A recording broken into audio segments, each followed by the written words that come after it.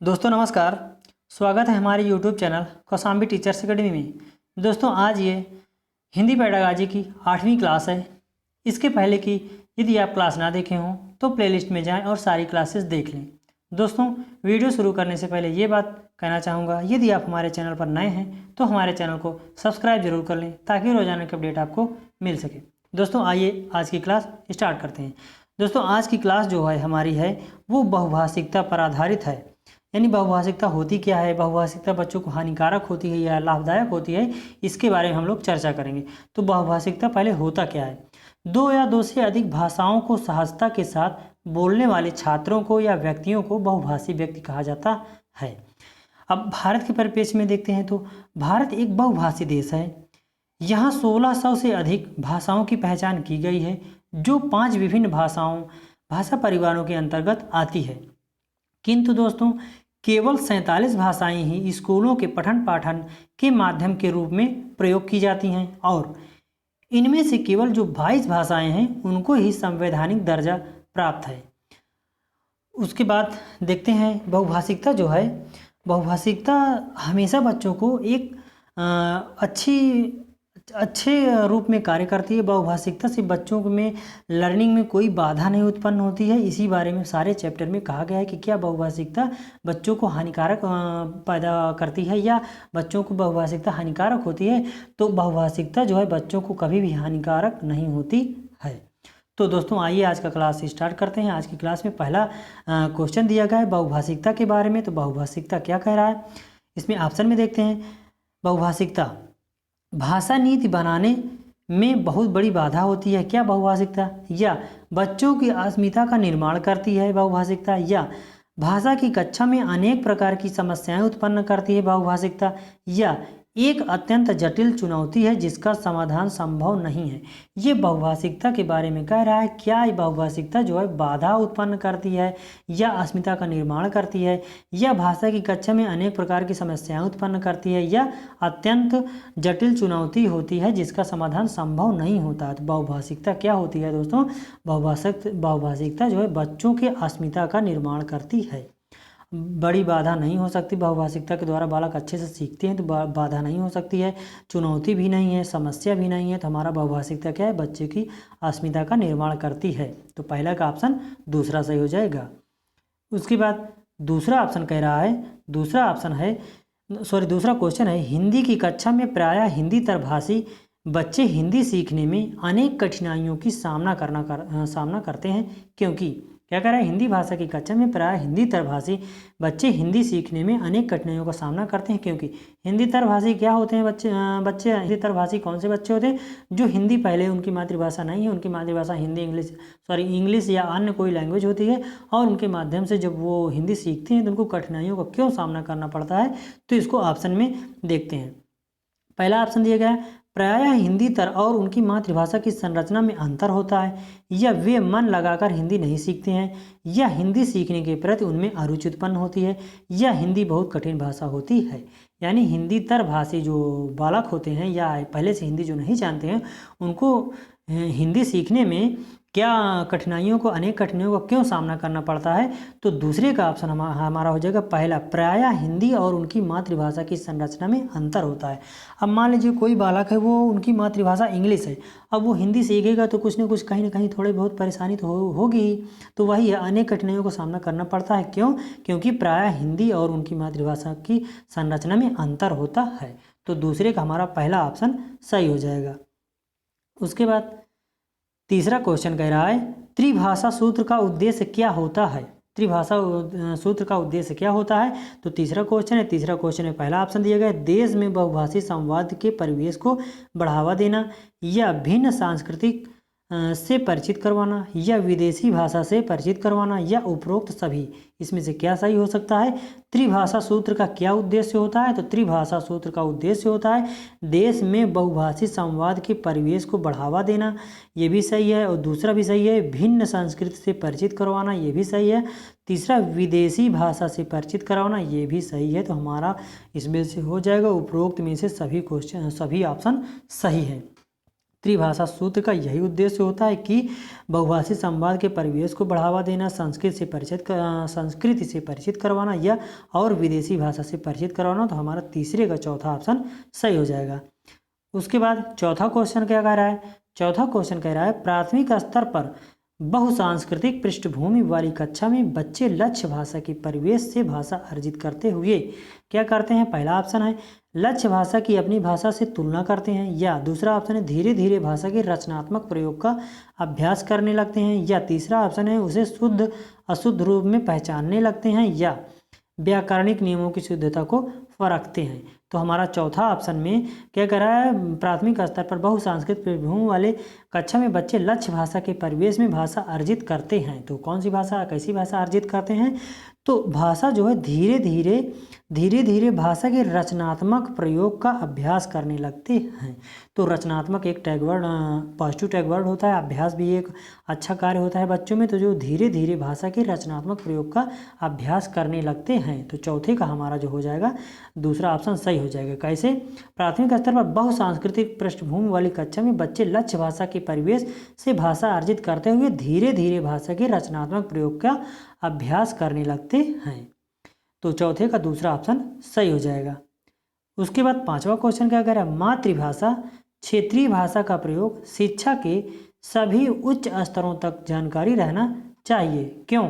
क्योंकि पहला ऑप्शन है मातृभाषा या भाषा आसपास की भाषा में उच्च दक्षता स्तर, बेहतर संज्ञानात्मक विकास, अंतर व्यक्तिक संवाद कुशलता व सैद्धांतिक स्पष्टता को बढ़ावा देने में महत्वपूर्ण भूमिका निभाता है, या ऐसा करना अंतर्राष्ट्रीय संबंधों में विस्तार के दृष्टिकोण से सर्वाधिक आवश्यक है, या तीसरा ऑप्शन कह रहा है मातृभाषा में बच्चों की रुचि अधिक होती है, या केवल मातृभाषा के द्वारा ही बच्चों के संज्ञानात्मक विकास एवं संवाद कुशलता को बढ़ावा दिया जाता है। तो हम आपको बताए थे अगर किसी भी ऑप्शन में केवल दिख जाएगा तो ऑप्शन कभी सही नहीं होगा।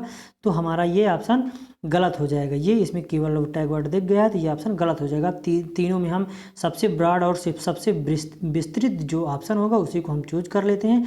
तो इसमें देखिए सारी चीज़ें इसमें समाहित की गई हैं। मातृभाषा या आसपास की भाषा में उच्च दक्षता का स्तर, बेहतर संज्ञानात्मक विकास, अंतर व्यक्तिक संवाद कुशलता व सैद्धांतिक स्पष्टता को बढ़ावा देने में महत्वपूर्ण भूमिका निभाता है।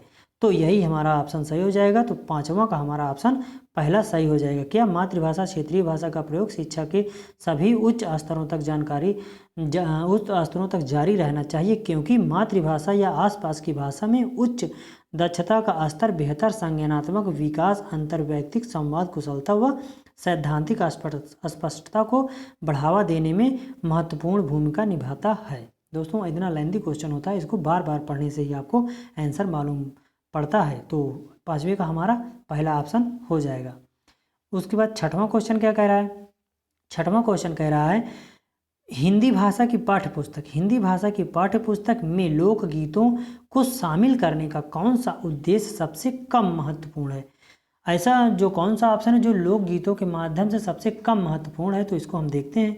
इसमें पहला ऑप्शन दिया गया है लोकगीतों से संबद्ध राज्यों की जानकारी देना, दूसरा ऑप्शन लोकगीतों की रसानुभूति, तीसरा ऑप्शन लोकगीतों के माध्यम से भारत की सांस्कृतिक विशेषताओं से परिचित करवाना, और चौथा ऑप्शन दिया गया है लोकगीतों की भाषिक विशेषताओं से परिचित होने का अवसर उपलब्ध करवाना।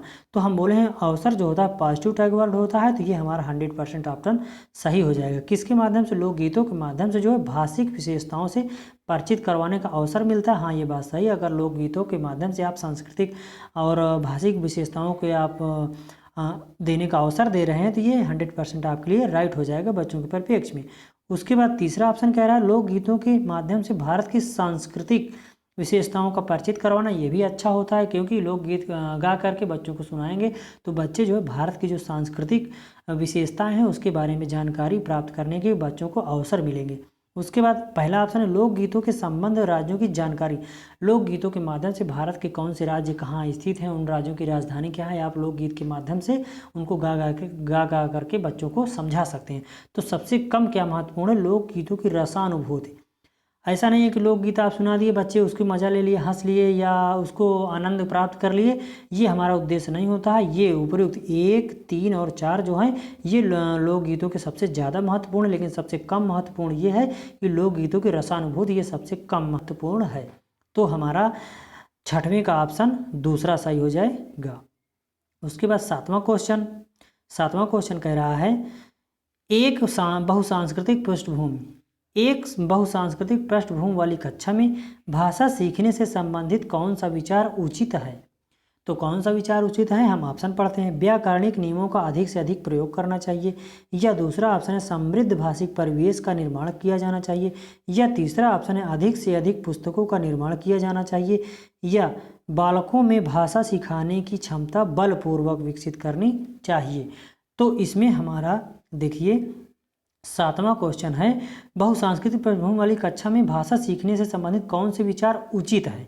तो कौन सा विचार उचित है, व्याकरणिक नियमों को अधिक से अधिक प्रयोग करना गलत होता है। छोटे बच्चे होते हैं, व्याकरण का नॉलेज नहीं रखते हैं। हाँ, टीचर को व्याकरण का नॉलेज होना जरूरी होता है। तो ये ऑप्शन हमारा कट गया।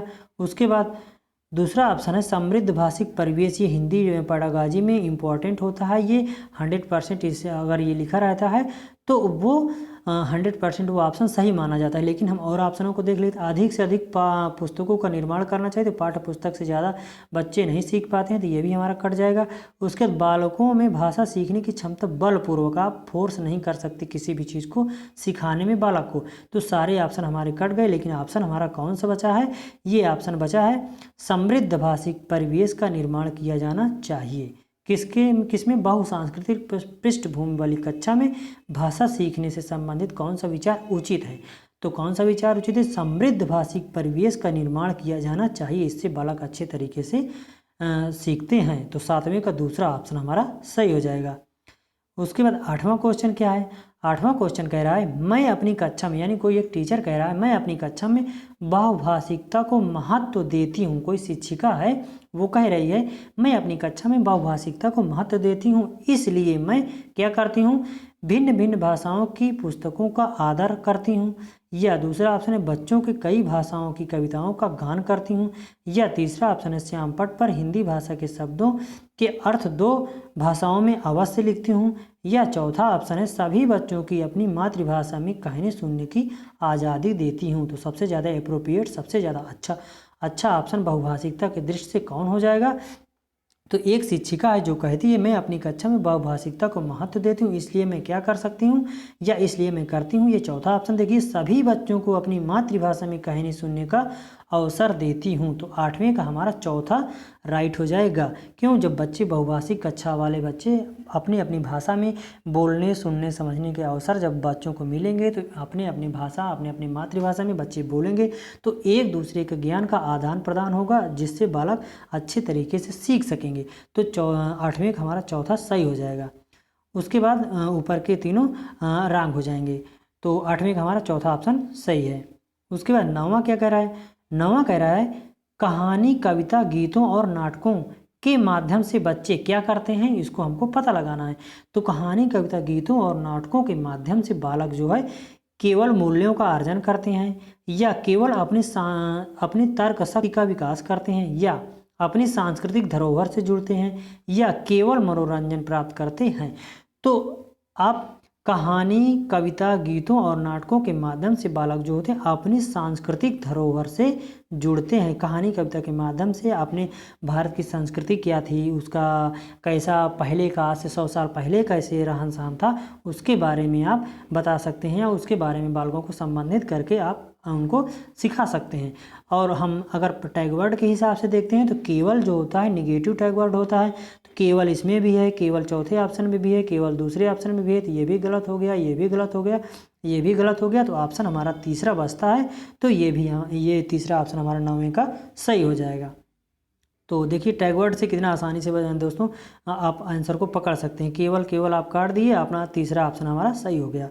उसके बाद 10वां क्वेश्चन क्या कह रहा है, 10वां क्वेश्चन कह रहा है आपकी कक्षा में कुछ विद्यार्थी सड़क को सरक बोलते हैं, इसका सबसे संभावित कारण क्या हो सकता है। किस कारण से बच्चे जो है आपके क्लास के बच्चे सड़क को सरक बोलते हैं, तो इसका मेन कारण क्या हो सकता है। पहला ऑप्शन दिया है लापरवाही का होना, दूसरा ऑप्शन दिया है उनकी मातृभाषा का प्रभाव, तीसरा ऑप्शन दिया उन्हें हिंदी ना आना, और चौथा ऑप्शन दिया है उनमें सुनने की समस्या। तो आप इसमें इजीली आंसर कर सकते हैं, मात्र 2 सेकंड का ये ऑप्शन है, आंसर कर सकते हैं तुरंत। तो आप आंसर कर लीजिए, उसके बाद हम बताते हैं। तो देखिए हम बताते हैं आंसर इसमें। आप कक्षा में कुछ विद्यार्थी सड़क को सड़क बोलते हैं, सबसे अच्छा संभावित कारण क्या हो सकता है? यानी आपकी कक्षा में जो विद्यार्थी हैं सड़क को सड़क बोलते हैं, तो सबसे संभावित कारण क्या हो सकता है? तो सबसे संभावित कारण होता है उनकी मातृभाषा का ये प्रभाव है। जिस परिवेश में बालक पल रहे हैं या जिस परिवेश में बालक रह रहे हैं उसमें वहाँ के कुछ लोग होंगे जो सड़क को सड़क बोलते होंगे, तो वही बालक जो अनुकरण के माध्यम से सड़क को सड़क बोलना स्टार्ट कर दिए हैं, तो ये क्या है? उनकी मातृभाषा का ये प्रभाव है। ना तो लापरवाही होगा, ना तो उन्हें हिंदी भाषा नहीं आ रही, ये भी गलत होगा, या सुनने की समस्या भी नहीं है। उनकी मातृभाषा का प्रभाव है कि वो सड़क को सड़क बोलते हैं। तो 10वें का हमारा दूसरा ऑप्शन सही हो जाएगा। उसके बाद 11वां क्वेश्चन क्या कह रहा है? 11वां क्वेश्चन कह रहा है हिंदी की कक्षा में प्रायः हिंदी तरभाषी बच्चे अरुचि प्रदर्शित करते हैं क्योंकि, यानी हिंदी की क्लास है, बच्चे हिंदी सीखते समय रुचि नहीं दिखाते हैं, तो ये क्या कारण हो सकता है? क्योंकि, तो इसमें आपको पता लगाना है। पहला ऑप्शन है उन्हें हिंदी सीखने का उपयोग नज़र नहीं आता है, या दूसरा ऑप्शन है अध्यापक उनकी भाषा संबंधित त्रुटियों को सहजता से स्वीकार नहीं करते हैं, या तीसरा ऑप्शन है उन्हें अपनी भाषा के प्रति विशेष लगाव होता है, या उन्हें तुलनात्मक रूप से हिंदी बहुत कठिन लगती है। तो इसमें क्या कारण हो सकता है? तो 11वें का हिंदी भाषा की कक्षा में प्राय हिंदी तरभाषी बच्चे अरुचि प्रदर्शित करते हैं क्योंकि, तो 11वां ऑप्शन में चौथा देखिए उन्हें तुलनात्मक रूप से हिंदी बहुत कठिन लगती है। यानी कह रहे हैं, इसका मतलब ये है कि हिंदी की कक्षा में प्रायः हिंदी यानी जो बच्चे हिंदी नहीं जानते हैं या जिनकी मातृभाषा हिंदी नहीं है, वो यदि हिंदी सीख रहे हैं तो क्या है, उन्हें तुलनात्मक रूप से हिंदी बहुत कठिन लगती है। क्यों? जैसे मान लीजिए कोई इंग्लिश, उसकी मातृभाषा इंग्लिश है और बच्चा पहले से इंग्लिश जान रहा है, तो इंग्लिश से तुलना कर करके हिंदी सीख रहा है, तो तुलनात्मक रूप से हिंदी कठिन लगती है। किसमें? हिंदी की कक्षा में प्राय हिंदी तरभाषी बच्चे अरुचि उत्पन्न करते हैं क्योंकि जो अगर वो इंग्लिश जान रहे हैं उसकी तुलना में यदि हिंदी सीखेंगे तो उसका क्या होगा, तुलनात्मक अध्ययन के द्वारा उनको थोड़ा बहुत हिंदी जो है कठिन लग सकती है। तो ये हमारा 11वें का ऑप्शन चौथा हो जाएगा। उसके बाद 12वां क्वेश्चन क्या कह रहा है? 12वां क्वेश्चन कह रहा है द्विभाषिक बच्चे डैश विकास सामाजिक सहिष्णुता और डैश चिंतन में अपेक्षाकृत बेहतर होते हैं। किस चीज़ में बेहतर होते हैं? संज्ञानात्मक सीमित, संज्ञानात्मक विस्तृत, संक्रियात्मक सीमित, संक्रियात्मक केंद्रित। तो सबसे पहले हम आपको एक ट्रिक बता दे रहे हैं। अगर कहीं भी ऑप्शन में आपको सीमितता दर्शित कर रहा है या बच्चों को सीमित अध्ययन करवा रहा है, तो वो ऑप्शन हमारा आपका 100% वो गलत होगा। क्यों? क्योंकि आप बालक को सीमित अध्ययन या अध्यापन नहीं करवा सकते हैं। तो इसमें सीमितता दर्शाया गया है, इसमें सीमितता दर्शाया गया है, ये दोनों ऑप्शन कट हो गए। इसमें आप दूसरा और चौथा ऑप्शन बचा संज्ञानात्मक और विस्तृत, संक्रियात्मक और केंद्रित। संक्रियात्मक और केंद्रित भी से अच्छा जो आपका ऑप्शन निकल के आता है वो दूसरा ऑप्शन है संज्ञानात्मक और विस्तृत। विस्तृत यानी ब्रॉड, विस्तृत में भी संक्रियात्मक और केंद्रित आ सकते हैं। तो ऑप्शन हमारा दूसरा सही हो जाएगा। किसके परिपेक्ष में? द्विभाषिक बच्चे संज्ञानात्मक, यहाँ संज्ञानात्मक फिल कर दीजिए, विकास सामाजिक सहिष्णुता और विस्तृत चिंतन में अपेक्षाकृत बेहतर होते हैं। तो 12वें का हमारा दूसरा ऑप्शन सही हो जाएगा। उसके बाद 13वां क्वेश्चन क्या कह रहा है? बहुसांस्कृतिक पृष्ठभूमि वाली कक्षा में भाषा शिक्षक को क्या करना चाहिए? बहुसांस्कृतिक पृष्ठभूमि वाली कक्षा है शिक्षक की, तो भाषा शिक्षक को क्या करना चाहिए? तो इसमें ऑप्शन पढ़ते हैं मौखिक कौशलों पर बल देना चाहिए, या दूसरा ऑप्शन है अभिव्यक्तात्मक कौशल पर ही बल देना चाहिए, या परस्पर बातचीत करने के अधिकाधिक अवसर देने चाहिए, या बच्चों में मानक भाषा प्रयोग के लिए ही कहना चाहिए। तो हम आपको एक टैग वर्ड बताए थे, केवल, मात्र, सिर्फ, ही, ये सब निगेटिव होते हैं। इसमें बालक अच्छे तरीके से नहीं सीखते हैं, बालक के परिपेक्ष में ये गलत होता है। तो ऑप्शन 13वां में देखिए कहाँ कहाँ ही आपको दिख रहा है। बल देना गलत होता है। उसके बाद ही, बल देना ये भी निगेटिव हो गया। यहाँ भी ही शब्द आया है, ये भी गलत हो गया। तो बल देना गलत हो गया, बल देना गलत हो गया, ही भी गलत होता है। तो परस्पर बातचीत करने के अधिक अवसर, ये पॉजिटिव टैग वर्ड होता है। तो ये हमारा आंसर सही हो जाएगा। 13वां का ऑप्शन हमारा तीसरा सही हो जाएगा। बहुसांस्कृतिक पृष्ठभूमि वाली कक्षा में भाषा शिक्षक को क्या करना चाहिए? तो क्या करना चाहिए? परस्पर बातचीत करने के अधिक से अधिक अवसर देने चाहिए। क्यों? इसका कारण भी हम बता दे रहे हैं। क्योंकि जब बहुसांस्कृतिक पृष्ठभूमि वाली कक्षा में भाषा शिक्षक को क्या करना चाहिए? जब शिक्षक जो है बातचीत करने के अधिक से अधिक अवसर देंगे तो बालक अपनी अपनी संस्कृति, अपनी अपनी मदर लैंग्वेज में भाषा प्रयोग करेंगे, तो बालक जो है एक दूसरे से जो उनकी मातृभाषा नहीं है उसको भी सीखने का प्रयास करेंगे। तो यही है, परस्पर बातचीत करने के अधिक से अधिक अवसर देने चाहिए। तो 13वें का हमारा तीसरा ऑप्शन सही हो जाएगा। उसके बाद 14वां क्वेश्चन कह रहा है बहुभाषिक कक्षा में, दोस्तों थोड़ा सा ब्लर है, आप एडजस्ट कर लीजिएगा, हालांकि आपको दिख रहा होगा। बहुभाषिक कक्षा में या बहुभाषिक कक्षा के संदर्भ में आप इनमें से किस गतिविधि को सर्वाधिक उचित समझते हैं? पहला ऑप्शन है स्वतंत्र भाषा को 10 बार बोलिए, या सूर्य अस्त हो गया वाक्य को 10 बार लिखिए, या हिंदी पाठों में आए चिड़िया पुस्तक कुआं को अपनी भाषा में क्या कहते हैं बताइए, या लठ खत शब्दों के हिंदी क्या लिखा है? हिंदी रूप को कंठस्थ कीजिए। तो कंठस्थ करना भी एक निगेटिव टैग वर्ड होता है, तो ये हमारा ऑप्शन गलत हो जाएगा। उसके बाद स्वतंत्र बोलना बोलेगा, उसके बाद इसका कोई मतलब नहीं होगा। सूर्यास्त हो गया 10 बार लिखेगा, बालक निराशा उत्पन्न करने लगेगा। तो बहुभाषिक कक्षा के संदर्भ में आप इनमें से किस गतिविधि को उचित समझते हैं? तो हम लोग जो टीचर अध्यापक होते हैं वो किस गतिविधि को उचित समझते हैं? वो ये 14वें का तीसरा क्या कह रहा है? हिंदी पाठों के आए चिड़िया पुस्तक कुआं को क्या करेंगे? आपकी भाषा में क्या कहते हैं? यदि आप बालक बताएंगे तो उनकी लैंग्वेज में, उनकी मदर लैंग्वेज में, उनकी मातृभाषा में जो कहा जाता होगा उसके माध्यम से बालक बताएंगे तो वो अच्छे तरीके से सीखेंगे, और बहुभाषिकता की क्लास होगी तो वो बच्चे दूसरे भी भाषा को सीखने में उनको मदद मिलेगा। तो ये 14वें का हमारा तीसरा ऑप्शन सही हो जाएगा। उसके बाद 15वां क्वेश्चन कह रहा है बहुसांस्कृतिक पृष्ठभूमि वाली भारतीय कक्षाओं में भाषा शिक्षण के लिए अति आवश्यक क्या है? तो पहला ऑप्शन है परस्पर बातचीत के लिए अनेक अवसर का निर्माण करना। दूसरा ऑप्शन है विद्यार्थियों को श्रवण व लेखन कौशल के अधिकाधिक अवसर देना। तीसरा ऑप्शन है विद्यार्थियों को भाषण व लेखन कौशलों के अधिकाधिक अवसर देना। या चौथा ऑप्शन है लक्ष्य भाषा के विभिन्न भाषिक तत्वों का अधिकाधिक अभ्यास करना। तो इसमें से 15वां क्वेश्चन आप फिर से पढ़ लीजिए, उसके बाद हम लोग आंसर करते हैं। तो 15वें में कह रहा है बहुसांस्कृतिक पृष्ठभूमि वाली भारतीय कक्षाओं में भाषा शिक्षण के लिए अति आवश्यक क्या हो सकता है? तो बहुसांस्कृतिक यदि आपकी क्लास है तो बच्चों को क्या करेंगे? परस्पर बातचीत के लिए अनेक अवसरों का निर्माण करेंगे। इसके माध्यम से बच्चे अच्छे तरीके से सीखेंगे।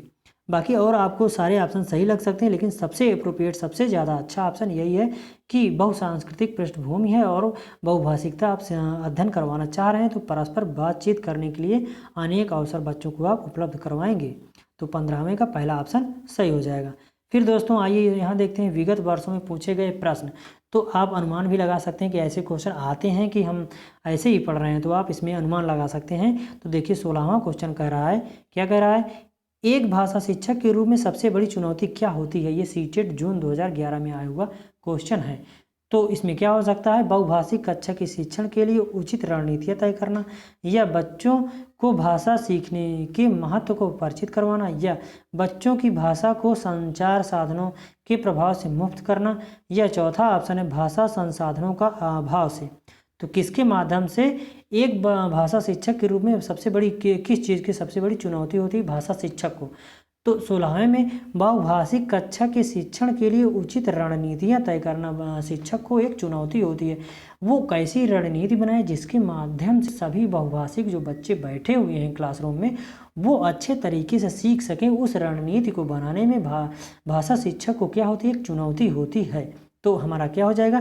एक भाषा शिक्षक के रूप में सबसे बड़ी चुनौती क्या हो सकती है? बहुभाषिक कक्षा में शिक्षण के लिए उचित रणनीतियाँ बनाना ये चुनौती होती है। तो 16वें का पहला ऑप्शन सही हो जाएगा।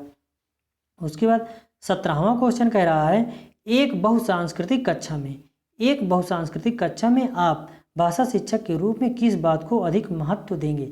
तो किस बात को अधिक महत्व देंगे?